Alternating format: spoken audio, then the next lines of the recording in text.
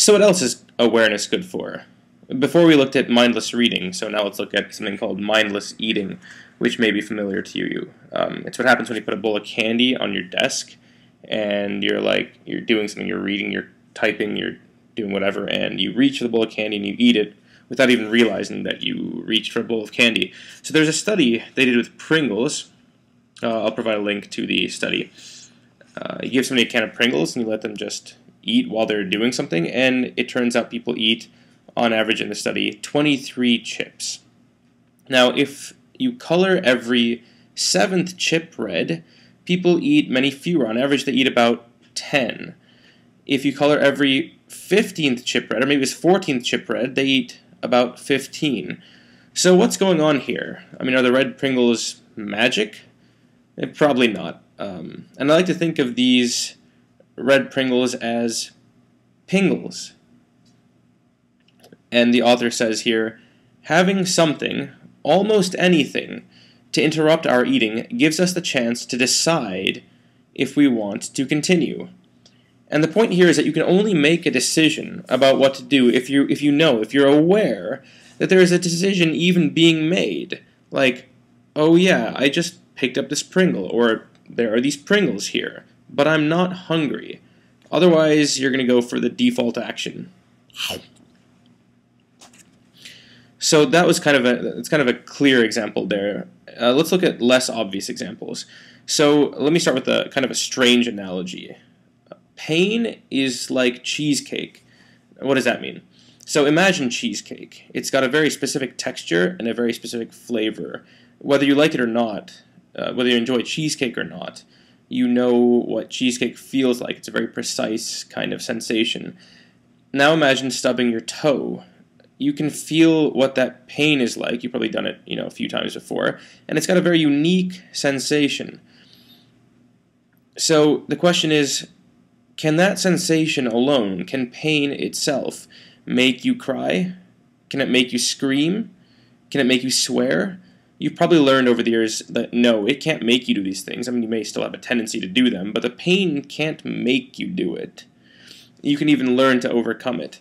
And there's one more thing that pain does. It often makes you feel that, oh, this sucks. I want this to go away. You kind of push it away. You try to get rid of it.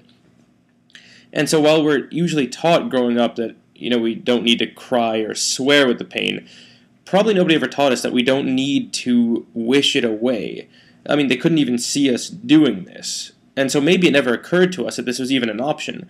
But it turns out that when you teach people that there's the sensation of pain, and then there's this sense of disliking the pain and wishing it would go away, people can learn to let go of that second half. And when they do, they find that there's a lot less suffering. The feeling of pain may still be there, but the overall experience of it isn't quite as bad. So what does awareness have to do with this?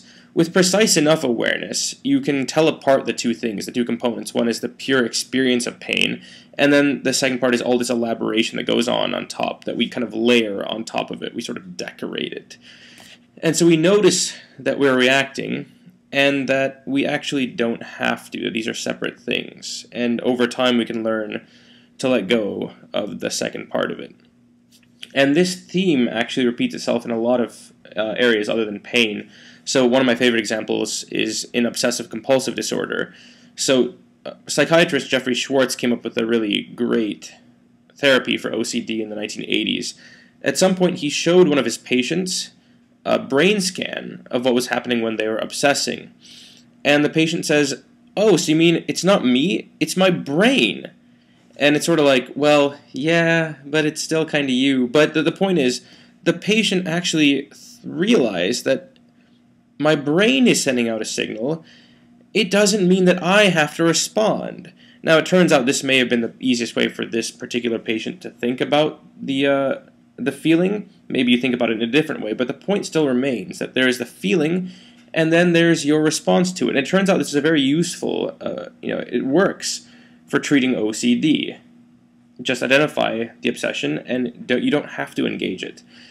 This is also true of panic attacks. One of the most common solutions for a panic attack, one of the most common descriptions of how to deal with it is to remain calm during a panic attack. Now, this sounds like a paradox. How can you remain calm during a panic attack? But the point is basically the same, that your brain can be sending you a signal, panic, panic, and you don't have to flip out.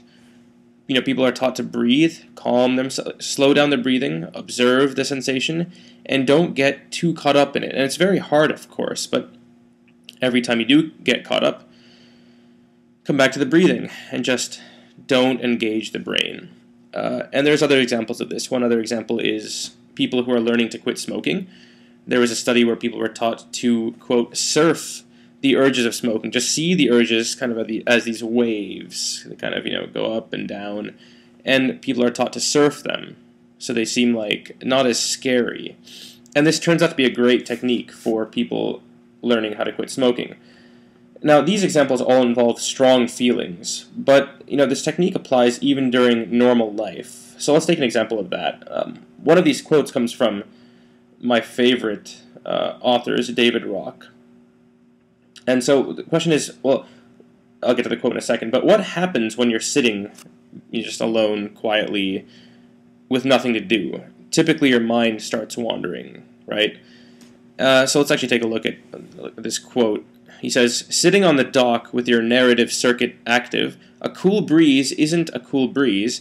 It's a sign that summer will be over soon, which starts you thinking about where to go skiing and whether your ski suit needs a dry clean." So which feels better, the feeling of a cool breeze on a nice summer day, or the worry about dry cleaning, which will happen a few months from now? It's pretty obvious, right? Well, it turns out they studied this scientifically as well. So there's a paper published by Daniel Gilbert and colleagues at Harvard in Science last year in November. And the paper was titled, "A Wandering Mind is an Unhappy Mind.